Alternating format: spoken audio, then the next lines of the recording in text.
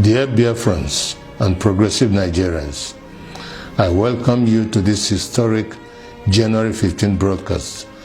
On behalf of all those who carried out the January 15th revolution in 1966, I bring to you a message of truth and freedom, for it is only the truth that can set us free from the bondages of war and propaganda, which we confuse as history. My name is Colonel Emmanuel Nwora Nwobosi. I am 80 years old. It is time to be bold. I am too old to lie. I am not afraid to die. It is time to tell you why we had to try. I am the last of the original coup plotters of January 15, 1966 with Major Kaduna Nzogu. I knew Nzogu well. We went to school together. We trained together. We trained at Sandhurst Military Academy, UK. We lived together.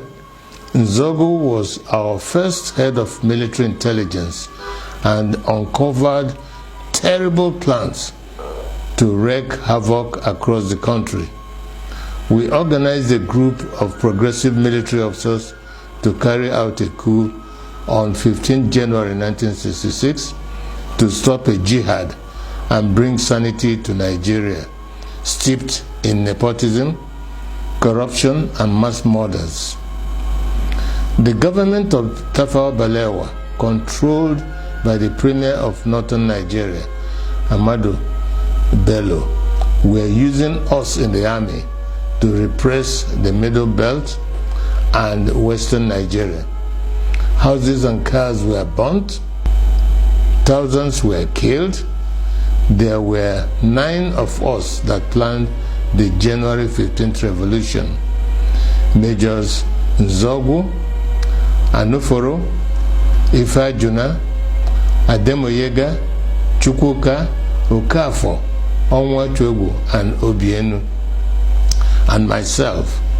However, 4 of us started it, Major Ifajuna and Major Ademoyega in the south, and Major Nzogu and myself in the north. We then united as a single revolution. I am the last of the 4 original revolutionaries. None published the complete truth. Only me, Colonel Emmanuel Nwobosi, is alive today to tell the final truth so that the lies will not triumph forever. They used us to repress the Middle Belt and the Yorubas. When we saw genocide, we began to disobey orders and swore to stop them. For instance, Major Chris Anoforo refused to release mass murderers caught with weapons and was court-martialed. He was replaced by Major Hassan Katsina, a northern Muslim willing to act. I was in Abeokuta, but refused to repress Yorubas. Instead, I opened our barracks as a safe place for them to run to. They told many lies about the January 15 boys to justify their genocide. But it is those of us that planned the revolution that they should have killed, not the 3 million innocent Biafrans that knew nothing. For years, I kept quiet, blaming myself and wondering whether at 27 I was too radical, that my actions led to the death of millions. Today, the same evil in 1966 is being unleashed. As I watch, my sense of guilt has vanished because we were not the evil. We were trying to stop the evil. That evil is radical Islamism. I have decided to speak out and warn the world of the impending disaster if we do not stop it. Each time radical Muslims plan a jihad, in their religious mission to conquer the world, they will fail. But in the attempt, thousands and even millions will die. That happened to us in Biafra. At this point, let me differentiate between peaceful, law-abiding Muslims and radical Muslims who want to kill others, to force their religion on them. The problem is that wherever peaceful Muslims are, there are some radical Muslims amongst them. That is why they began a jihad in 1966.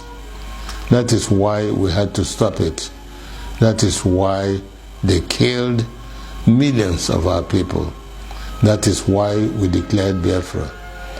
Because we are a peaceful people, and oil and water can never mix. My story is a warning to Nigerians. For years, I was prevented from speaking the truth by exile, prison, harassment, poverty, surveillance, and death threats held over many of the actors like Ojukwu, Zik, Awolowo, Ibiam, and the January 15 boys that survived. But as I watch today, many of the events that led to the revolution are happening again, like Boko Haram, Fulani militia, Niger Delta militants, Shiites, IPOB, and mass murders. Some people think we acted wrongly in carrying out the January 15th revolution, but they may not be fully aware of the realities then. We were trained by the British to be patriotic, to give the ultimate sacrifice for Nigeria, and to stop anyone acting against the nation. Instead of our leaders using us to defend Nigeria, they were using us to suppress the citizens. We decided to arrest them for their atrocities because no one was willing to act. Not Zik, the president, who was powerless, not Ironsi, the head of state of the army, who was a conservative. There were many reasons why we had to act. 1, to stop the killings in Yoruba land and the Middle Belt by NPC, the ruling party. 2, to stop the invasion of Yoruba land on 17 January 1966. 3, to correct the massive rigging of the 1964 elections. 4, to free Awolowo from prison and make him the Prime Minister. 5, to stop the terrible corruption, nepotism, and regionalism of the NPC, the ruling party.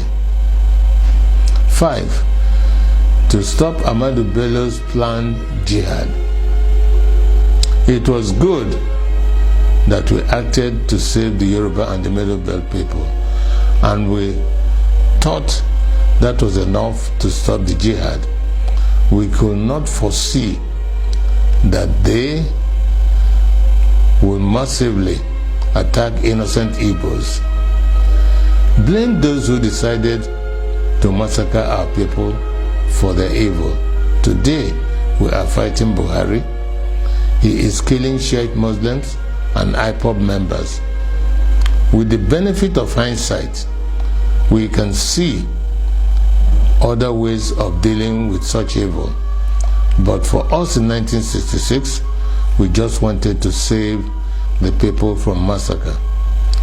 I wish to congratulate Nnamdi Kanu and IPOB for the good work they are doing to free our people from Nigeria and radical Islamism. Many of our people do not understand how vast IPOB is as an organization and the quality of the people that run it. On arrival in Israel, I started meeting high-quality professionals, and I was amazed. I don't know how IPOB united power professionals abroad, power traders at home, and ordinary people from market women to even riff-raff, all under one IPOB family, with worldwide radio and television. Every Igbo and Biafran should be proud of them. They are the strongest force we have today to achieve freedom for all Nigerians. No wonder they can take on the Nigerian government and win. However, it is money that makes things work. I shall donate 10% of all the profits of my new book to IPOB. It is my tithe to freedom. Tithing is God's tax to raise money for the government of the children of God. I urge you all to regularly do the same so we can have the resources to achieve our objectives. On this day of 15th January 2019, the anniversary of our revolution, I want to hand over to Nnamdi Kanu and IPOB the baton of the January 15 boys, to you to complete the revolution we started. I am Ogene Obosi, a chief and elder of the Obosi people. I bring to you the blessings of the ancients. I fought for Biafra. I was wounded for Biafra. I shall die for Biafra. He said,